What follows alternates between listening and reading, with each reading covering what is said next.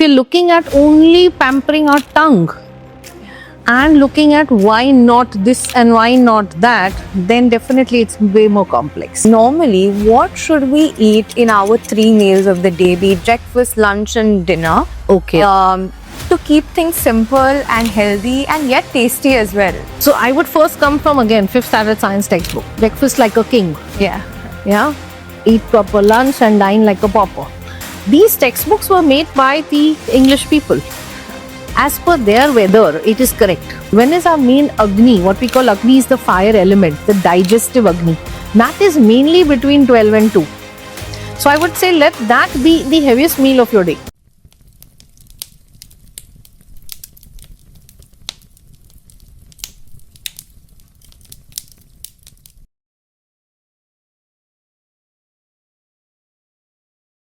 Food is actually very simple, but we've unnecessarily complicated it. And I've always wanted to do a podcast where we just simplify what food, health, the psychology and the emotions behind that actually mean. And on today's podcast, I have Jyoti Lalwani. She's a clinical dietitian, a naturopath, and a lifestyle coach. And we are going to simplify what food, health, wellness, and the emotional and psychology behind all of that really means. Hello and welcome to Brew and Banter. Thank you so much for coming. I'm very excited for this conversation because I know one thing for sure is that we're really going to simplify food for people, what health, food, the psychology behind all of that means. And to know about that myself, I'm actually very, very keen. Great. Thank you, Rashi, for inviting me today. You know, I said this in my intro as well, that food has actually become very complicated today. Food should be simple because at the very core, it is a fuel for us, right? It is a fuel for our body. But it has unfortunately become complicated. I want you to start with simplifying what the basics of food and nutrition really are for us to lead a healthy life. Okay. So starting from first, food becoming complicated. Honestly, it never is. Yeah. We made it that way. Yeah. No animal in the animal kingdom is being taught what to eat. Yeah. They're surviving in a jungle, and the person who, the animal who knows he has to eat fruit or he has to eat another animal. It's grown. Now, what's happened with human beings? One, we are super intelligent, becoming super intelligent. So definitely the mind is also, or the brain is evolving for sure. Yeah. So there are many more options available. First, it was like in the vehicle. You have a diesel, you have a diesel. You have a petrol. So there is no questions asked. That's what is filled up. Now what is happening is we are questioning why not the other one, or what happens if that is available. Yeah. So we want to modify and stretch ourselves a bit. That's what's happening. So if we just go back to our roots and our human instincts, we will not go wrong. Then it is as simple as ever. But if you're looking at only pampering our tongue and looking at why not this and why not that, then definitely it's way more complex. Yeah. And now coming from, someone who's also been in the hospital industry, the space wherein you have worked with people who have had diseases, who've had illnesses, be it diabetes, be it cancer. And that is a lot more complicated than what naturally a normal person might go through. And food can also be greatly misunderstood. What the meaning of food is, what we should really eat, how much should we eat, that can be misunderstood. So what do you think we should ideally be consuming regularly so that we can prevent diseases and lead a very healthy, normal, natural life? If I were to put it for an Indian, it's very easy to relate to a thali. So when we go back to our ancestors, the Indian thali, let's look at it that way. So what does it have? A rice and roti. So there'll be two main carbs portion or the anna, cereal. So I would say we're not burning out so much. The ancestrally, they were burning out a lot of calories. They were walking for miles together. They were doing all the physical work at home. So we don't deserve that much amount of carbs. We need to cut that down. So maybe one grain would be easier to digest versus two. Or even a multigrain, we need to just reduce the portions depending on how healthy the gut is. Then we come to, in the thali, there is generally a dal and a pulse. To the South Indian, there would be a sambar and some rasam. So definitely there are 2 or 3 pulses, but small portion. I would say just make one because we're way more busier than the ancestors. So choose one. Dal ho, whole pulse ho, or peas in the sabzi ho. So at least you're getting a protein, right? Yeah. And the vegetables. So again, you don't need 2 or 3 vegetables. So traditionally in the thali, again, there's a dry vegetable and a gravy vegetable. If you're carrying a tiffin, the dry is easier to do. So whatever it is, combination of vegetables, 1 bowl is good enough. And the salad quantity in a thali was like very minuscule because that much cleaners we didn't need. So we need to increase that volume because we are inhaling more of chemicals. Thanks to the pollution around, we are ingesting a lot of pesticides, chemicals in the food. So we need more cleaners. Traditionally also there was a green chutney there, which also can be safely taken every day if it is fresh, not packaged. Next is also the pickle. I'm not against the pickle if it is homemade, but if there's a hypertensive who of course needs to avoid the salt, or a person is not sweating out, then that is extra sodium. So if I were to go back to thali, I would say now make it into 4 sections. Okay. A cereal, equivalent protein, equivalent vegetables, cooked and uncooked. So half of your plate is coming from the vegetable group. So then you're sorted because then you have enough cleaners, vitamins, minerals all taken care of and you balanced it up. That's what I would say as a smaller way to put it in. And you think our traditional Indian thali is actually very wholesome because we are kind of also westernizing a lot. We're going towards what the Western world thinks is right Absolutely. and what is not right. But we're often forgetting how our ancestors stayed healthy. That was by eating really traditional Indian food. What is your take on our diet? So let's put it this way. If I were to go to China and eat the Chinese, that's healthy. That's not unhealthy. Yeah. The Indian version of the Chinese is a problem because we're really adding a lot of sauces and salts. So that's why it becomes unhealthy. So we're not wrong with the diet. If you go to UK and you actually have the pizza and the cheese and all, they don't put preservatives because of their environment. The weather condition there. In our weather condition, which is more humid, we need to put in that much of preservative. So otherwise there'll be a fungal growth. So what happens is that amount of chemicals is what is harming us. The processed cheese, which is a bigger problem. So I would say when in West, eat that food. Nobody's stopping you. But when you're here in India, you might as well eat the Indian traditional food, but in the right proportion as per your output. Because ultimately, the health will be only measured if you have a good balance of calorie in and out. It cannot just be, ingesting and worried about what you're eating. Make also sure that you're burning it out. That's where it works. And though food is definitely such a central part of our lives, I'm sure food is not the only thing for us to stay healthy. What is it along with food that people need to do to live a healthier life and also to prevent diseases? So let's put it, the food is like the tip of the iceberg, that's what it's seen.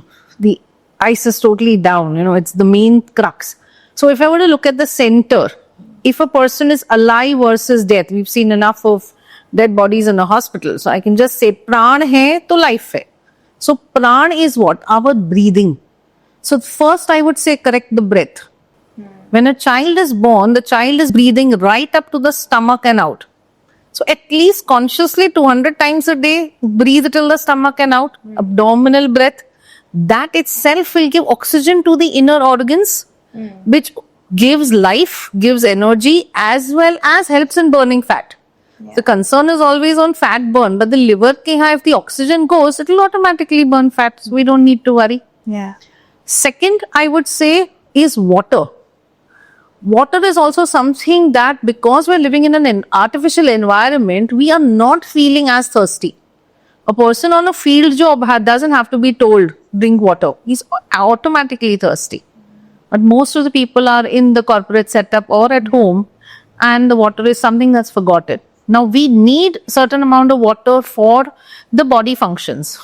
Like even in a 5th standard science textbook, I say we've learned 50 to 60% is water in our cells.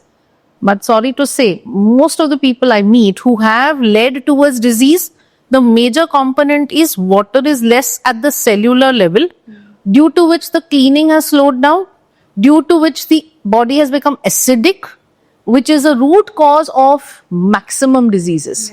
So I would in general say maximum of the diseases can only come in an acidic body, not in an alkaline body.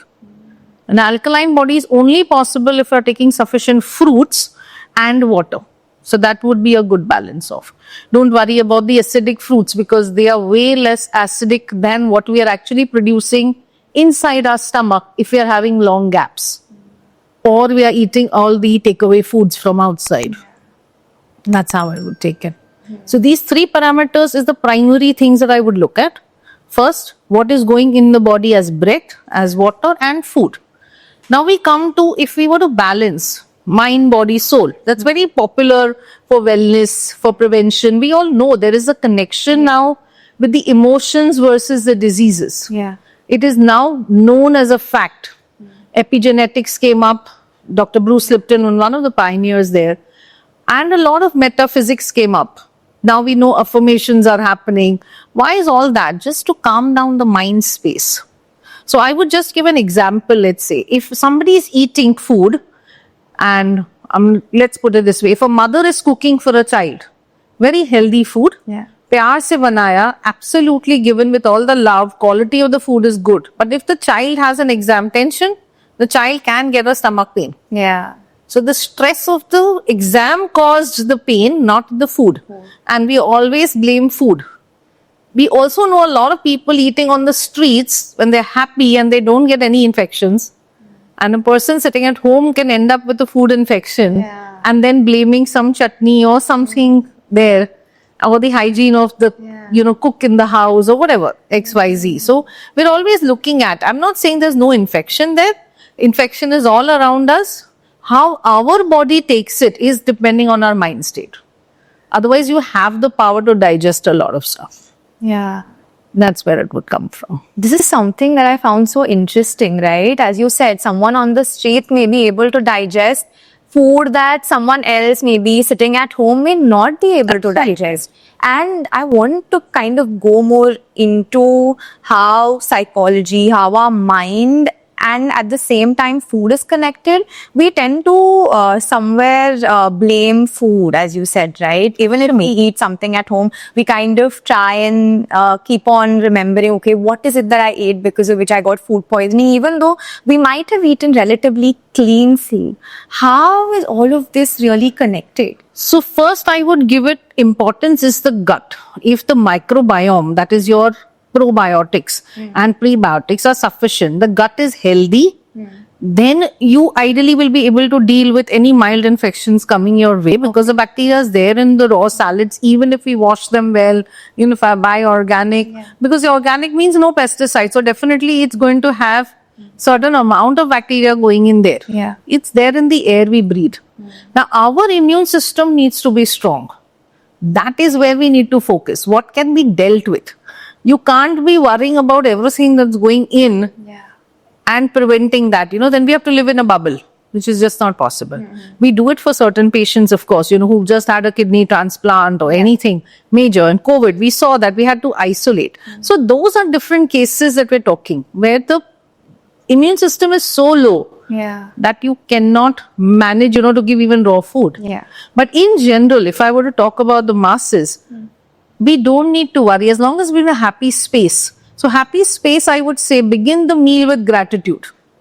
Gratitude right from the farmer who actually made the grain possible, then the delivery person, and then. So if you start with gratitude from the core, from nature, you calm down because then you feel, I did not earn it only. Even if I have all the money in the world, but if the person doesn't grow the plant and give me the thing, I'm thus not going to be, thriving with food. I'm going to starve. So that is where the thing needs to come. I am just one drop in the ocean of this nature. So I'm just part of the ecosystem. Then the attitude calms down to humility. Yeah. That's the space if you eat your food. it works wonders because then you're enjoying the tastes of food. I also tell a lot of my patient, we have 5 taste buds or 5 tastes different, but we're only focused on sweet, salt, sweet, salt. What about triggering the sour, katta? Now it's amla season. The lime is always there. Yeah. I don't think, it's very rare that in my diets you will not see a lime being put in there. Yeah, it's always there, all through the year. Then I would say the bitter. Bitter is also a must. Then astringent. So all the taste buds is like creating a balance in the body. Once you've balanced your body, you're not going to be craving for only one. Yeah. Because you're giving one and your body is forgetting the others. Then what happens? So the minute you create a balance, yes, this is what you're going to get. It's like the thali. You get everything. You can't be only eating rice and not the dal. Or you're only eating the dal and not the rice. And it is not complete. Because even the amino acids, going back to rice and dal, only if I have them together, will there be a completion of the amino acids where my body can then make muscle. You know, a lot of people think that eating, or having the protein powders or eating the first class protein from a non-veg source can give me instant muscle. You know, a lot of people will say, I've just worked out, I will get instant muscle because of the marketing that's been done. But honestly, the body first needs to break down this all 9 amino acids first, provided there is sufficient water. Once that's broken down, then our body will absorb it and then convert it to muscle. It's not direct muscle khaya and muscle aaya. That doesn't happen. So it's easier for a plant-based food where there's already water existing to convert to muscle. Okay. Like a mung sprout is still full of life. When we go to pran, it's still growing. Yeah. It's alive. Correct. Second, it already has absorbed water in those few hours that we kept it there. Yeah. And it doesn't need really oil to cook also. You don't need too much spices. It has a taste of its own. We just add a little chutneys and a little raw salad and you're good to go. So it becomes a complete meal by itself. Are you getting it? Yeah. So if you just have a little grain with it, you're sorted. And as you were talking about, sugar and salt and we not kind of paying too much attention to the other things. Yeah. Is it that we crave, say, more sugar because we somewhere have less of the other elements that you mentioned? So first thing I said sweet taste and not sugar. Yeah. Sugar is somewhere perceived. If I'm craving for sweet, it would be sugar. Huh. So let me just correct that. Yeah. Sugar is something that human being has made. When the body is part of nature, so we go to sweet craving is coming from body asking for something sweet to be eaten, which is from nature. Originally, we are from the animal kingdom. Yeah. Monkey kingdom, let's be specific. Monkeys thrive on fruits. Okay. So we ideally need to have more fruits than we are really having right now because the vitamins are insufficient. Earlier it was an apple a day keeps the doctor away because that apple had all the nutrition. Then we started saying 2 fruits a day. Now literally I go from 2 to even 3 fruits sometimes. But I have to balance the calories, of course. It can't be just fruits and not balancing the calories. Then only the vitamins come in. But let's say a person who's not allowed as much fruit or does not have it for whatever reason, then the better source would be also to give some synthetic vitamins or the supplements basically. So if you are craving for sweet in spite of having 2 fruits, you could be short of a vitamin B12 deficiency, due to which also your body will give signal for eating sweet. So the primary thing, the body is intelligent. That is what we all need to understand. Second, our body talks to us. Now it's a matter of listening to it. Yeah. We do not have to guide the body how to heal. The body already knows. We human beings are making mistakes due to which the diseases are coming. Nothing is happening by chance here. If we were able to combat whatever mistakes we are making, we will have, less waiting list in the hospitals today. Because the beds are full. That's the scene there. So only an emergency, there's an accident, you need a hospital, of course. There is no 2 ways about it. But can I prevent the lifestyle diseases? Yeah. Can be done because of small habits that need to be changed. Last 2 decades has seen a lot of B12 and D3 deficiencies in India. Because of which people are constantly craving the sweet. The craving the sweet, yes. It will also create brain fog. It will also create low physical activity. Okay. Now we come to sugar. So now since you mentioned sugar. So sugar cane, if you were to consume, you would not eat more than one small stick Yeah. because you have to bite it. And that sugar which is released from a sugar cane, because that is a fruit, Yeah. is very healthy. The issue is people would prefer a glass full, which literally takes in 2 big sticks or 3 big Yeah. sticks depending. That is harmful because the sugar will spike up a lot. Second is the process. The whole process, you make kakwi, then you make jaggery, and then you make sugar, and then you make refined sugar with a lot of chemicals. So the worst would be the cubes. You know, the more refined, the more it melts in your mouth, and the pure white, Yeah. bigger problem because it has more chemicals. In fact, I did read a random study saying that it is such a strong neurostimulator, the refined sugar, it triggers the brain just like morphine. Okay. That's how they have compared. You know, this is a doctor's study, but I couldn't find the journal, so I can't quote which edition and everything. But definitely it is basically giving how they call it, a sugar rush. Yeah. So you can feel it. It's not something that is not known. When you have suddenly a very high amount of refined sugar, you'll feel that spike in the brain where that feel good comes. That's Yeah. why the desert places are becoming so full. Yes. Because the stressed, the opposite is deserts. That's how that both are increasing. You know, when we're complicating life, Yeah. we're also complicating these two things. That's the way it is. So I would say go to original sweet. Don't rely on refined sugar. If you have cravings, that will work better. Yeah. Got it. Yeah. And Samba, you were also mentioning we're making mistakes by ourselves. Yes. And there are certain small tweaks that we can make in our daily life by which we probably don't have to visit a doctor as often. What are these mistakes, and then what are the changes that we can make in its place so that we can prevent any kind of issues later in our lives? Okay. So first I'll just give a quote. To err is human, to forgive divine. So first forgive self, because we're sometimes too hard on ourselves. Especially you youngsters, I would say that, you know, very tough. Ye nahi hua, wo nahi hua. The to-do lists are bigger. People were content earlier. Yeah. Yeah.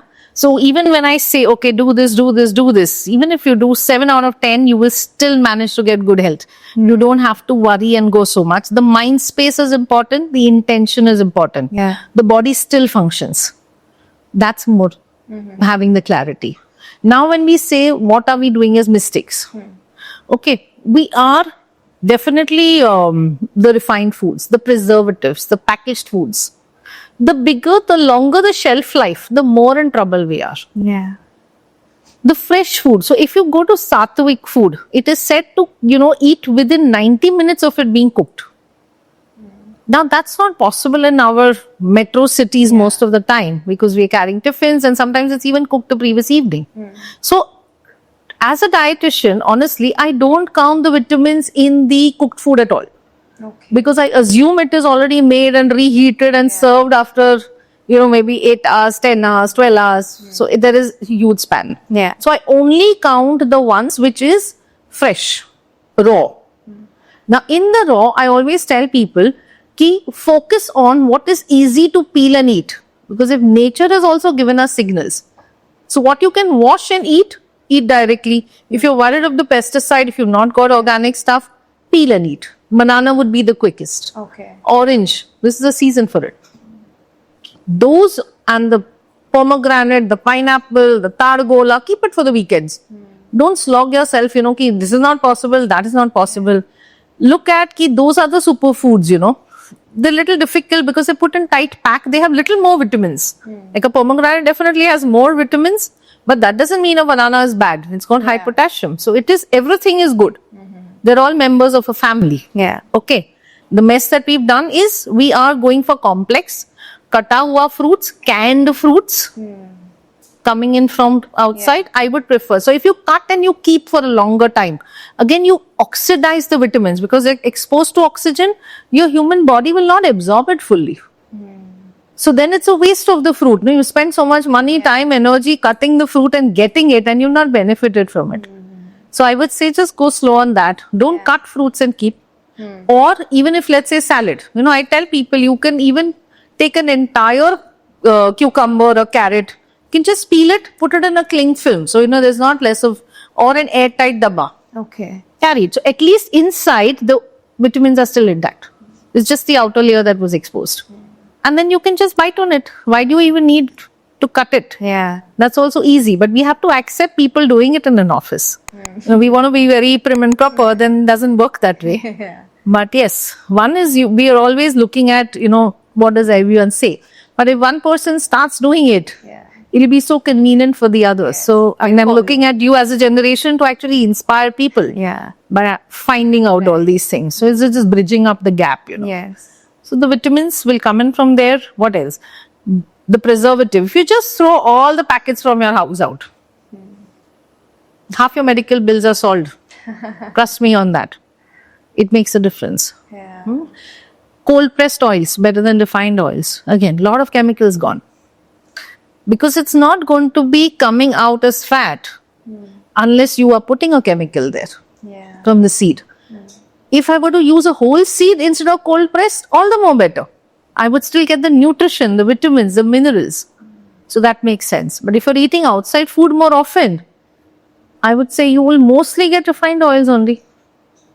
And sad to say, a lot of people, they experience the butter dosas and what is there? Garam nashta. So dosa is very safe for the stomach. But the amount of butter and what is the quality of butter used, quality of paneer used, I think we are all aware of the scams that are happening in Mumbai. So then let's just be careful. So that's why I'm saying what we are putting in our mouth is our choice. And we are aware. It's not that we are not aware. It's just, you want to hear it from an expert, but everyone knows what suits our system and what doesn't. It's just the reminders to self that we need. Yeah. And food is also now such a central part of our lives. All our gatherings kind of happened around food. We want to meet an old friend, it's around food. Everything is around food. But maybe traditionally it wasn't like that. Food was just fuel to, for our stomachs. But now it's become quite the opposite. Do you think we're somewhere overeating or eating more than what our body requires today? We came from the partition time, where food was all about survival. Yeah. So there was a lot of question marks. Like I come from a Sindhi community. So of course our ancestors came from there. And there was always a question mark on food will be on the table or not. They lived in refugee camps. Yeah. So there was a lot of times that there is love expressed through food. It's not really necessary. Okay. Now second is come in the wedding functions or anything. It's a status symbol again. You get the same thing, but if you have 10 more live counters, a person average will eat not more than 500 grams because the stomach size is that much. So if you learn from the catering college point of view, we're just having that much portion per head. If he eats more starters, he will not eat the main course or he will end up eating the desserts more. So that's going to be a choice. So the average food which is consumed will never be really excessive unless there is a medical problem. Because we do have a neurostimulate, signal in the brain which tells us that we're full. So you can't just be going on and on. So coming to that, now we're looking at food as status, we're looking at food as love. And we're also looking at inventing all the time variety. So earlier food was basic, was enough.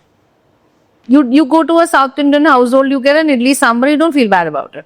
Because that's something that you expected. Yeah. Or you go to a Maharashtrian household and the poha is coming or the farar is coming on the Diwali, it's every year the same and we're not feeling bad. But in the last couple of decades, what's happened even in every household, I'm just saying it's not about only communities, but if you look at how we progress, now we want to find something fancy in that. Like a modak is not the traditional ukdiche modak. Now it has become more chocolate modak and dry fruit modak, everything. Yeah. Even though they count it as that's also healthier than a lot of the mawa mithais. Yeah. At least the chocolate is better, yes, but it's more fancy. It was never traditional. The traditional one has nutritional qualities. That's been taken away, no? So if we were to stick to traditional, we're not wrong. But considering the amount of variety that was there, even in those times, there was a lot of variety for people who could afford. The Rajas and Maharajas, the table was laid. So it depended on the status, the variety increased. That was always the case. And which the people who then suffered and came up a slow way, started imbibing it, ki let me have more variety to show that now I have also made it in life. A lot of people also happen to overeat when they are stressed and some undereat when they are stressed. That clearly shows there is a psychological connection between our brain and cravings. Why does that really happen for some people? So again, when we come to love through food, that is one thing. So if people have expressed, like in the childhood, the parents or the babysitters or whoever has been there has expressed love through food. You give something like a prize, you give a chocolate, a pastry, chalo, you've done good, very nice. Earlier it was just a star or a clap or something simple, but now they're all chocolates and pastries being pampered. Like even I would see in youngsters, there are some certain things like, waffles being exchanged and desserts being exchanged just for some small achievement in a project. In college and school going, what I see. So, what we look at is the food. In that is very concentrated calories, especially the desserts I would look at. That's where we can overload. You can never really overeat roti bhaji, basic food. What you really end up in the meal is the fried and the desserts. That's where the mess happens. Or we go out, it's extra oily, extra salty. That is where the mess happens. So if I were to just cut down or control the oil and the salt in the coming meals, it will balance it off. And just avoid refined sugar. It's going to be as simple as that. You can eat a date. You can eat a date-based laddus. I'm not against those. Or the anjeer. As I told you, the only refined thing is where, because the body is not getting the nutrition, it will keep giving a signal. I need more. I need more. Because it's just not getting what it wants. It's like a child, If it's asking all the time, when you're not getting it. So there could be an overeating because nutritionally deficient hai. Calories wise surplus hai, but nutrition nahi mila. That is one. Second is undereating also is coming from a lot of fear. I do see some cases of anorexia and bulimia, which is purely psychiatric cases. Where they go eat and then actually put in a finger and vomit food out. So that is something where they want to look good. And most of them are in the film industry or let's say the struggling industries. Where all the time they're very conscious of what comes up on camera. And they want to be there. Or they are being, under peer pressure. Being bullied maybe. So that is an extreme. So now we are talking as extremes. 70% of the people don't come in these two groups.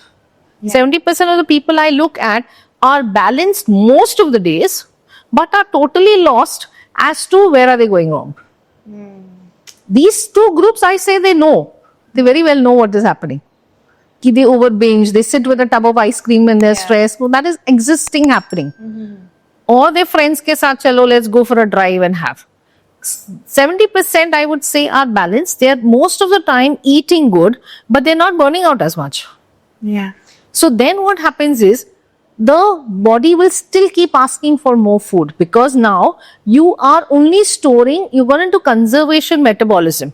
Conservation is whatever food you're eating will then end up being stored as fat cells and not in the muscle because you're not burning it out. So that's when the insulin resistance and everything comes. I won't go so much in detail, but why diabetes capital India's being is this is the main crux. Because we are overdoing the proportion of the carbs, not burning out. So calorie deficit is not being created. It's not overeating, but deficit jo karna chahiye wo nahi kar rahe. That is when the problem is now the body has gone into conservation. And if the body is not cleaning could be constipation, acidity, all these are signals, bloating, gases, everything, the burps. You will know typically a pattern. And there are people who eat antacids for 15 years, 20 years. So those are the people we really need to first settle down with health, with the basic nutrition. And they're not overeating, let me tell you this. So once we always look at, कि आज मोटापा है तो शायद ज़्यादा खाता होगा. That's a wrong assumption. I have a lot of people who don't belong in that group. There, where the problem is, we need to reach the key there. In fact, that is one of the inspiring thing why I studied much more because allopathy didn't give all the answers. Allopathy is based on calories, hormones. But naturopathy is when I studied, I did my MD after actually my hospital career of 15, 16 years. Because naturopathy was something that is again, original science, Yeah. where we are from. And it gave me a lot of answers on our cleaning cycle, on our sleep connected with food. Everything that all contributes. How much of exposure to the sun also matters, because the countries which do not have exposure to sun for hours or for days, it is known that they are more depressed. They're not totally up to the mark. So that matters. Yeah. We have a lot of patients, I would like to say, who are very scared of being exposed in the sun because they're worried of skin cancer, because they're worried of, being tanned, burnt out.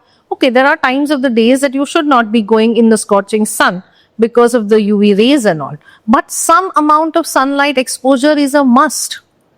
If skin cancer was so rampant, the beggars on the street would have got it first. They're there all the time.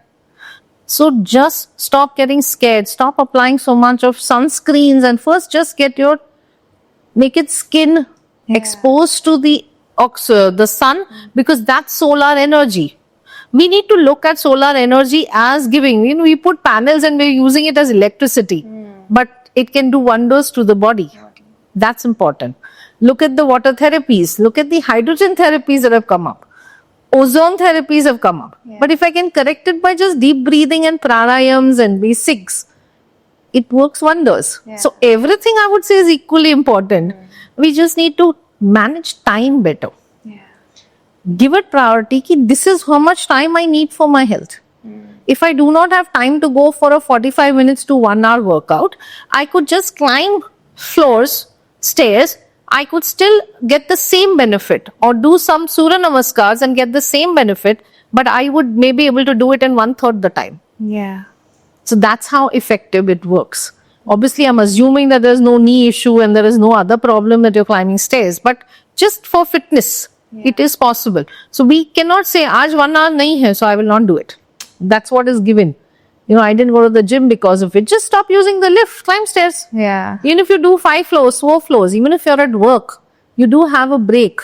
You go to the loo, coming out, you can just go for 2 floors and come back. If you're talking, we say walk and talk. That also helps. So small things, if you just imbibe.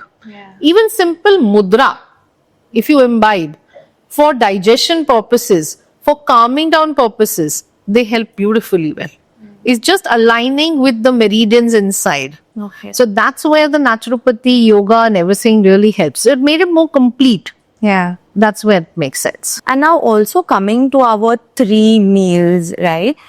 This can obviously, there are many varieties that we can possibly eat in 3 meals. But if you could simplify, naturally, normally, what should we eat in our 3 meals of the day, be it breakfast, lunch and dinner? Okay. To keep things simple and healthy and yet tasty as well. Correct. So I would first come from, again, 5th standard science textbook. Breakfast like a king. Yeah. Yeah. Eat proper lunch and dine like a pauper. These textbooks were made by the English people. As per their weather, it is correct. Because they need to create the warmth in the body, since it's a very cold temperature. So then they need a good breakfast, because especially they have the meat also in the mornings or the eggs. So it helps in creating the heat and the muscle. So that is fine. In our climate is more equable.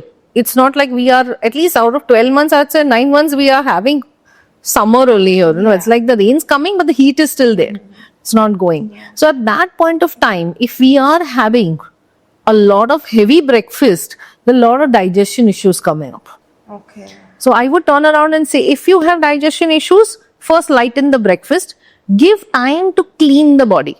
Okay. Cleaning would be, of course, that you're getting right motions, you're getting your, there is a tongue, there's a white coating coming in, the skin is sticky. So if you allow your body to clean the toxins properly, then you won't get the pimples, the acne, the hair fall, because that's also cleaning. Yeah. You won't get a cold, the sinuses are blocked, there is a cold because the toxins are collecting. So if you want to avoid that and you want to clean, you just need to give it more time to clean. Yeah. That is very, very important. Second, once we go cleansing cycle, when is our main Agni? What we call Agni is the fire element, the digestive Agni. That is mainly between 12 and 2. So I would say let that be the heaviest meal of your day. Okay. So between 12 and 2 will be good. But now working people, if they say we have a heavy meal, we feel sleepy, the productivity comes down. So that's when I came to balanced meal is better. That's why I say reduce the carbs out, because you're not really walking, burning it out. But traditionally, if I were to look at, go lighter on the way the breakfast was taught, because you cannot go into the breakfast like a king. Yeah. Doesn't make sense. If you are doing any heavy workouts in the morning, the protein would go up in the morning as well. And otherwise, dinner protein is a must. Most of the time, people don't eat protein for dinner. Okay. They want to eat something very light, Yeah. and then the desserts come. But if you were to eat protein, gives a lot of satiety. It's filling. Plus, the protein will convert to muscle, because that's the only, it has the nitrogen, the carbon, hydrogen, oxygen. All three are there in the carbs, carbohydrate, and the fat. The protein additional molecule is the nitrogen.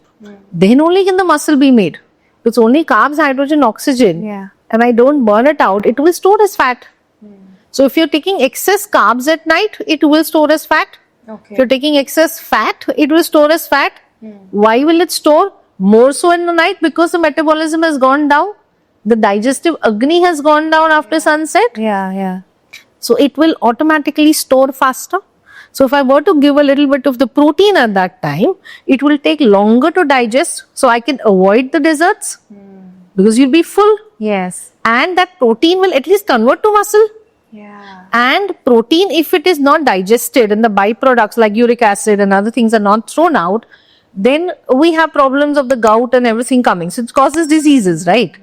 But now if you're having this, morning is elimination cycle, it'll clean up. Yeah. So it just becomes like a circle. Yeah. Yeah. Now, all said and done, I cannot put a very general diet for everyone, because every body differs. Yeah. Age-wise also, what phase of life are you in? So if it's a diabetic with medicines going in the morning or insulin going, I can't tell them just eat a fruit. Yeah. It can't be possible. Or an intermittent fasting, I may not be able to give it if the medications are there. So every case becomes different. Yeah. When you come to a specialist, that's the whole thing. The general rules just don't apply. Yeah. So be very, very specific. It depends on your visceral fat. Now here I will add, so we look at fat percentage. Fat percentage alone is not enough. Okay. We have 3 types of fat. One is below the skin, what we can see, motapa. Yeah. This does not cause diseases. Okay. The disease causing fat is the visceral fat, Okay. which comes around the organs. First, it starts with the liver, fatty liver. It comes with the pancreas, then you have the insulin resistance, the diabetes, all that would come. Comes with the kidneys, around the blood pressure, chances are more. So once it starts, the liver is the organ that makes cholesterol in our body. Don't think we only consume cholesterol.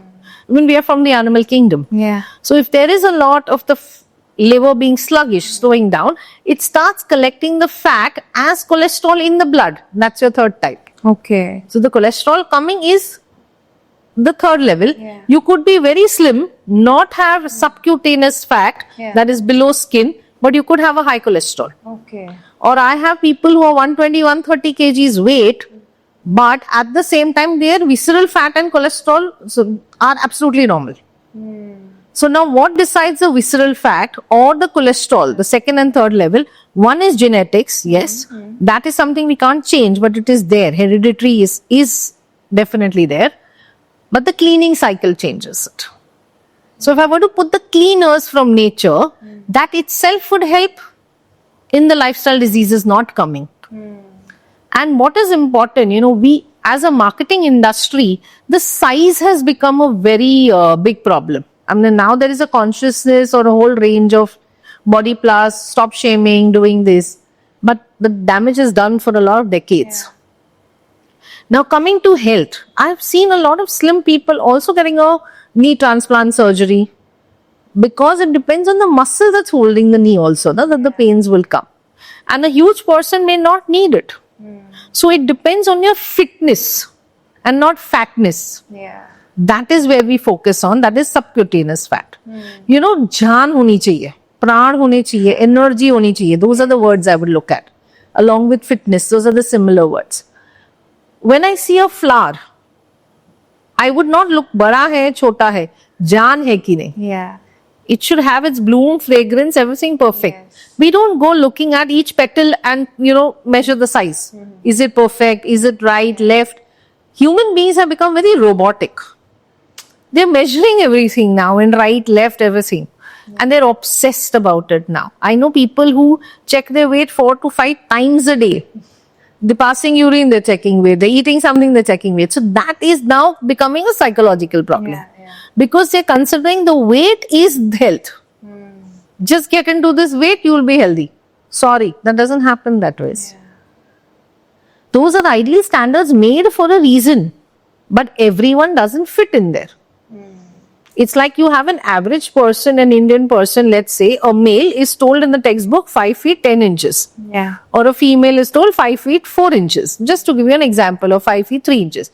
Now, if a male is 6 feet, I wouldn't go doing a surgery and cutting 2 inches off. There's nothing abnormal about him. And similarly, if there's someone very short, I wouldn't add something to get a surgery done. Yeah. These averages are done with a study of, let's say, thousands of people they take, and then they look at average kitna hona chahiye. Yeah. And that's how the numbers are made. But if you are already born with heavy bones, if you are having in the first year of your life, if you're being fed in with a lot of fats, the number of fat cells will increase. Yeah. So the number of fat cells happens in the childhood. The size of those fat cells changes during your lifetime. Okay. It's never about the number of fat cells increasing or decreasing, by the way. When you lose weight, the fat cells just shrink. The fat molecule is coming out, but it's still there. Yeah. That's why the, the pendulum effect happens. Okay. Of people actually getting back to their shape. But if you go gradually, then it will definitely be more easier for the body because now there's nothing drastic. So the body is not worried of, going back to another set point. That's how it works. Okay, got it. And also coming to say food for our skin or for our hair, food can be medicine. Eating the right kind of food may help us with our hair, with our skin, where we may not have to say go to the doctor and take a few medications for certain issues. How do you think our food can also heal us, be it with our hair or be it with our skin? Hippocrates had said, let food be thy medicine. He's a pioneer, we always take. That's their oath also, which is taken. So food is definitely going to absolutely nourish everything. But you cannot nourish something if you have a clog below. Okay, yeah. So relate us like a plant. So hair are like leaves of a plant. If you don't water it or you don't nourish it, the leaves will fall.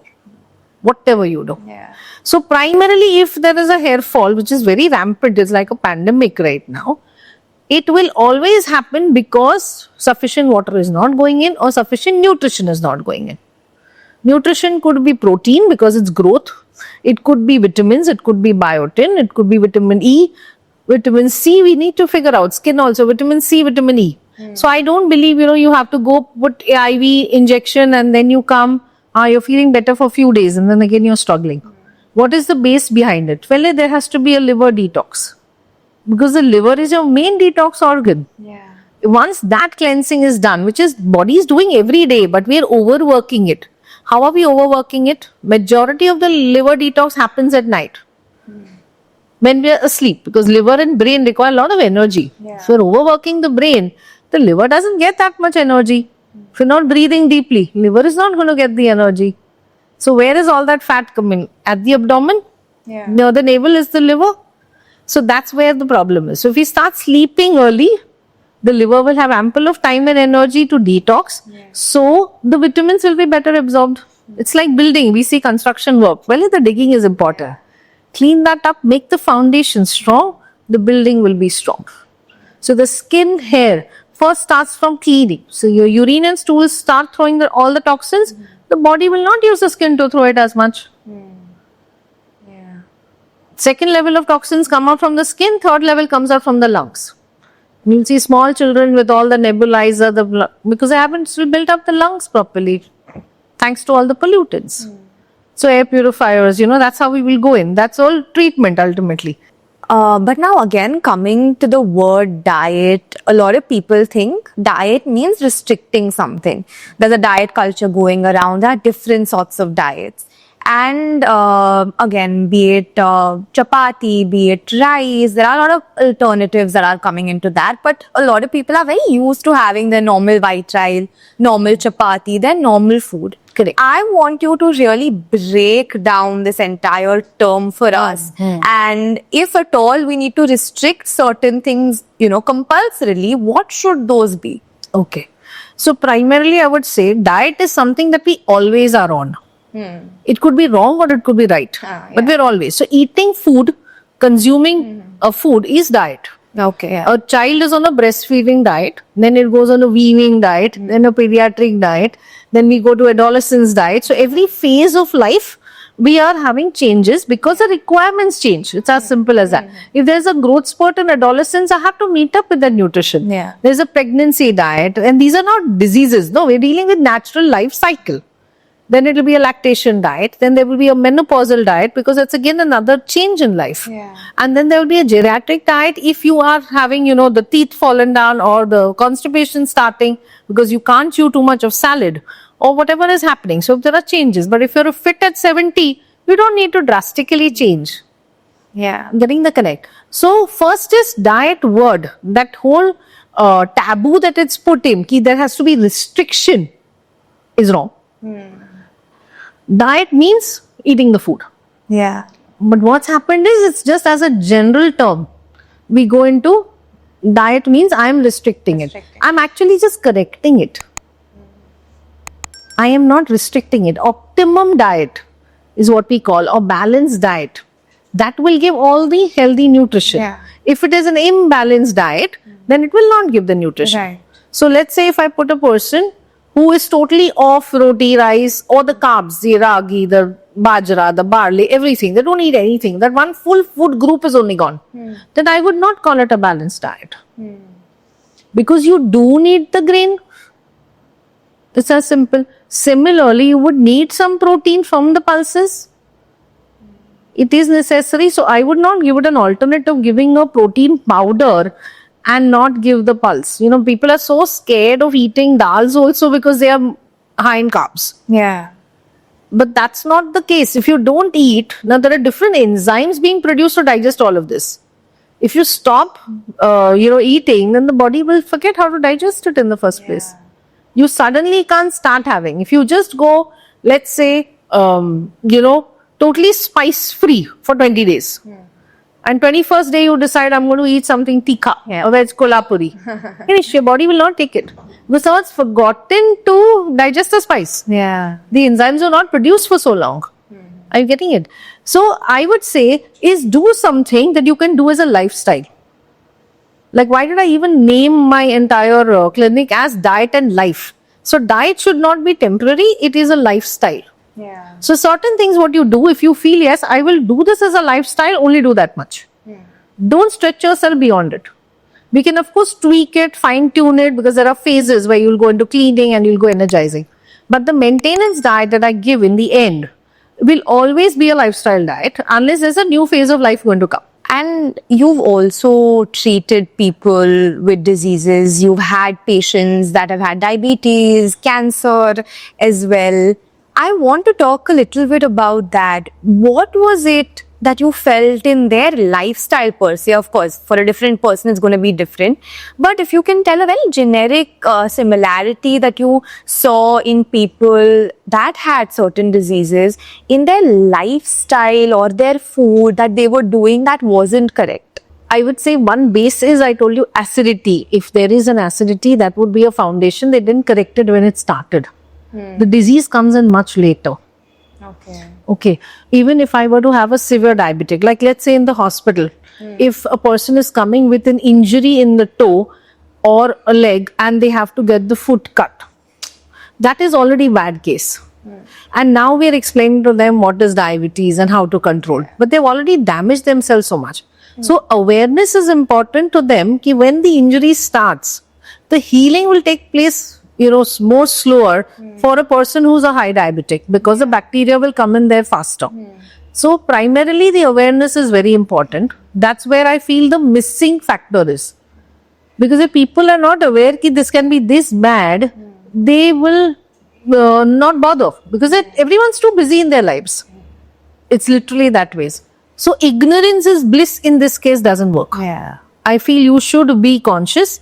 The blood reports help, because then at least you're getting it done annually. You know what's happening inside the body. Yeah. Because the damage comes in much later. So listening to body will matter. If suddenly you have constant thirst, constant urination, you know that's a sign of something. Something is wrong. Yeah. Or if you've not passed urine. Recently we had a case of somebody who's not passed urine for hours together. They had to be rushed to the hospital, acute renal failure.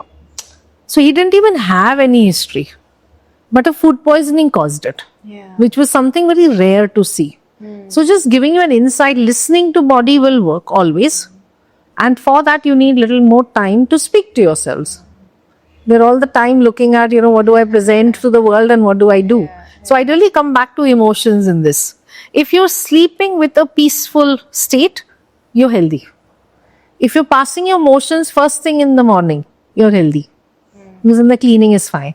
But if you need to take a cup of tea, or you need to have a cigarette, or you take a lot of garam pani and some cleaners and then passing, then something is wrong. It's slower. If you're not passing motion for 2 days, 3 days, 4 days, something is majorly wrong. So don't wait for the reports to show up. Correct yourself then. Yeah. Disease comes in much later. A disease is just not being at ease. The reports also come in much later, but the body has given you signal 8-10 years ago maybe. It's literally that way. So acute cases don't happen as much as chronic we see. Asthma also will not come in sudden. Today if you're breathless, deal with it right now with pranayams. Deal with a little cleansing. Have the healthy food which is good for the lungs, instead of sitting and waiting for be actually prescribed a pump. So that's the way. So signals of self is what I would look at. Like a newborn child doesn't have to be taught kitna feed lena hai, kab lena hai. The mother doesn't teach. So we are born with the instincts. So I'm not teaching anything new. I am just saying tune in with the instincts, you will never go wrong. It's like you have a cut here. It will heal on its own. There will be a clot going. I don't need to tell my brain, left hand cut hua, clot bejo. Yeah. The body will do it. The issue that we are doing is we are sitting and scratching it all the time. That's what the food is doing. Yeah. The messing it up. But if you're going to simple food, it's like a dawai. You're just letting it be. It will heal on its own. So the minute I have a constipation case, just since we touched on motion not being clear, you have to look at whether there is stress, whether there is less fiber or there's less water. 90% cases will come in these 3 answers. It's as simple as that. So first you have to go to the core issue. How I always deal with, I always reach the root. Because the body was not supposed to make the mistake, and body naturally heals. So why did this body mess up?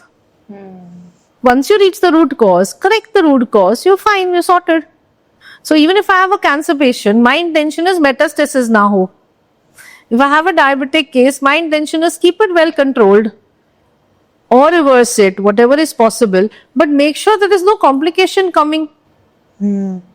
So instead of, there are studies which say within 5 years a heart attack will come or eye will be affected. But if you're conscious, I have people 20, 30 years and they have not had any complication. Diabetes hua tha.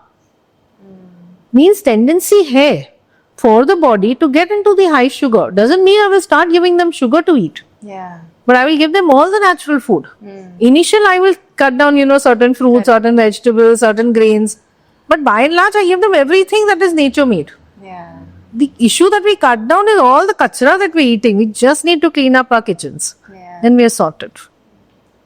And now sort of coming to these small daily habits, are there top 3 habits, just 3 habits that we can follow on a daily basis with regards to everything? As you said, right? He spoke about lifestyle, not just food, nature, lifestyle, food, sleep, everything is connected. Correct. What are 3 things that people can do on a daily basis to really simplify their health and life? Okay. First thing I would say, or all aspects. Just put life in two compartments. I can do and cannot do. What you can do, now make a list of it. What you cannot do, there's a lot of blame game happening. Yeah. My mother-in-law doesn't do this, or my husband doesn't like this, or ye kaun banaye, who's going to cut, who's going to eat. Stop. What you cannot do, you can't change people. Just do for yourself first. Yeah. Start from there. People will get inspired, they will change if they want to. Stop depending. So can do and cannot do helps a lot. What you can't do, you have to let go and forgive. That is very important. Forgiveness is something very tough. People just go on reminding. ऐसा हुआ तो मैंने ये किया. ये था तो मैंने ये किया. You can still manage if you wish to. Even if you have to eat outside food, there are places or tiffins coming which are healthy.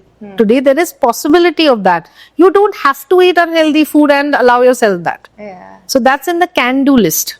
What you can't do is, you can't change people. So we are all getting sensitive, and then we're allowing ourselves to be stressed and then eating all. So that's the first thing I would say. Just any disease, if you just put it, can do and cannot do is like fight or flight for an animal kingdom. That's where I would say. Just be there. Second, I would say is stop any preservatives. Just stop. We have access to fresh food. We are not staying in a cold, isolated country where the food has to be, brought in, frozen, stored. We are growing the food. We are exporting to the world. We don't need. The whole industry is thriving on the taste buds of people being deficient, and that's why they're eating all the kachra possible, all the packaged foods. In the packaged foods also, you do have some healthy options. I'm not saying that. So check the number of chemicals added. Like even if you want, I'm not against a chocolate as a cacao powder is healthy. It's normal, natural. But if it's a dark chocolate with at least 8-10 additives which you cannot even pronounce, don't have it. Yeah. Instead of that, take a sattu drink, put the cocoa powder, put the jaggery and drink. It will give you more nourishment than that chocolate, Just giving you as a lifestyle. So you can do, it's not like you won't allow me chocolates. No, what are you really craving? Are you craving for the cocoa? Have the cocoa, no? Yeah. But have it in the unpolished form. Or you have some brands with hardly 1 or 2 things added. Yeah. They don't have too many chemicals. Go ahead and have it. So you don't have to really restrict too much. But preservative, longer shelf life, just stop. The biscuits, the bread, doesn't make sense. If it has all the maida and the chemicals added and the sugars added, they're only wanting us to get addicted. That's how it will sell. But none of them are going to be good for health. So that be for one occasion, okay, you decide, okay, I deserve this, or I can treat myself. I don't agree with the cheat meal concept only. I'll say treat. So treat yourself only when you feel you have that little extra thing that you want. I'm in the best of health and a good mood. Let me treat myself this and reward myself. Something you wish to do it, go ahead. Otherwise, it's not needed. The third thing I would say, before sleeping, tune into your breath. It matters. The quality of life will matter. At least eat food 2 to 3 hours before you sleep. Because if the late you're eating and then immediately sleeping, it's very, very harmful for the body. So the late nights is a culture which we really need to avoid. Yeah. That messes up more. But again, coming to say outside food, it's not possible for us to completely avoid outside food. We might crave a burger or a pizza once in a while. But again, I think we need to be aware of how we should probably place it in our week or how much of it we should eat. Outside fresh food milta hai na? Bukhao. Eat healthy, nobody is stopping you. Make sure it is healthy, no? You go to a good restaurant and have a dosa, nobody is stopping you. But if you have it on the street with that bad butter added and you have a high cholesterol report, it's going to worsen. Yeah. It's as simple as that. I am not against even a pani puri. The puri, you do get a rava option also, and now you have the flat puris which you can make in a oven also. You can have the, the moong and the aloo and the pani, they're all healthy. Outside, it's a question mark on how hygienic it is. Because that is a big cause of a lot of infections. So if you look at traditional snacks, even if I were to give in a simple vada pav versus a burger which has been, in the, long shelf life with 2 months. You just keep both of them, and there are enough YouTube videos on this. So if you keep a burger and it does not have fungus coming, and a pav just for a day and the fungus starts, means which has more chemicals, it's so obvious. And the bacteria, the microorganisms have more brain than we have. They are not coming to that food, and we are having it. Yeah. And we're giving our children, we're having the parties happening, we're having everything. So who is putting the habit? Who is paying the bills? We have a choice. Yeah. So I'm not saying you don't have it at all. At least have a healthier option. So the Indian burger is the vada pav. I'm not saying don't have it at all, but let's say if you had it, then what did you miss? You missed the protein, you missed the fiber. Because it was polished, that besan layer is hardly protein. Yeah. It's more of aloo, it's oil and it's bread. So make sure that in the meal, which is corresponding to it, have some protein and salad. Right. Balance it off. वो imbalance हो गया ना, just balance it off. You do get sauteed vegetables nowadays, you get soups, you get healthy options in a restaurant. You have your Thai curry, khao soi, I'm not against it at all. You do get healthy noodles, you get pastas, make it at home, put a lot of vegetables, no? Yeah. What happens is the children don't want to put the vegetables. So then how will you try that? Change it. Add, make it a little more colorful. Beetroot roti and a doodhi paratha was given in our childhood to us and made it looking fancy. It's as simple. So it can be done and now it's available. So I'm not saying outside food is not allowed. I am saying the synthetic pesticide, preservative food is not healthy. Correct. घर का बना हुआ खाना हो या किसी और के घर पे बना हो या कोई सिंपल रेस्टोरेंट जो फ्रेश बना रहा है. We're ruled not by the tongue, we're supposed to be ruled by the gut. Yeah.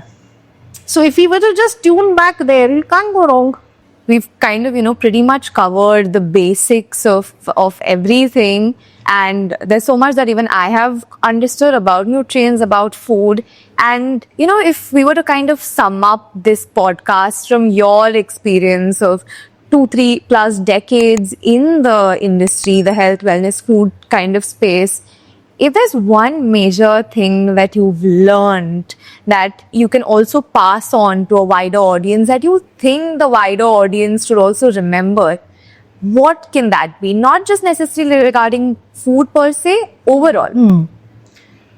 So I would look at, when I started my career, because I was strongly an allopath dietitian, I felt only that calories and the food can heal, can treat. Now I would say that will only heal and treat if your mind state is good.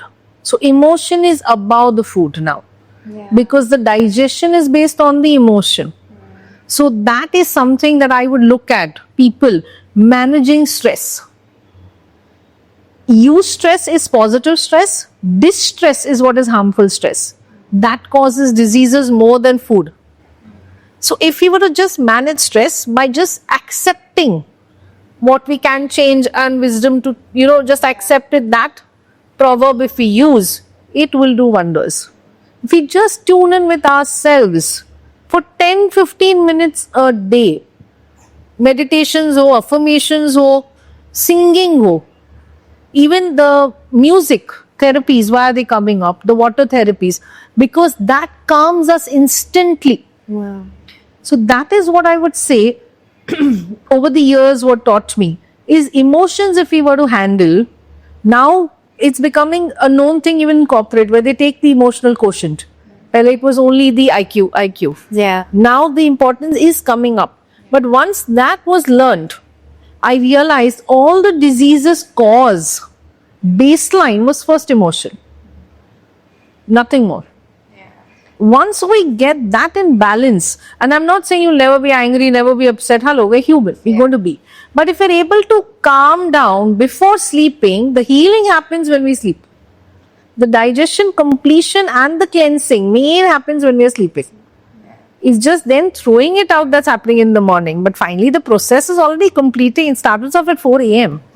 So that itself will bring a lot of health and wellness and fitness around us. That makes sense. Thank you so much for kind of summing this up so beautifully. And not just me, I'm very sure the audience has learned a whole lot about food and more than that, simplifying it. Thank you so much for coming today. Thank you. Thank you so much, Rashi, for inviting.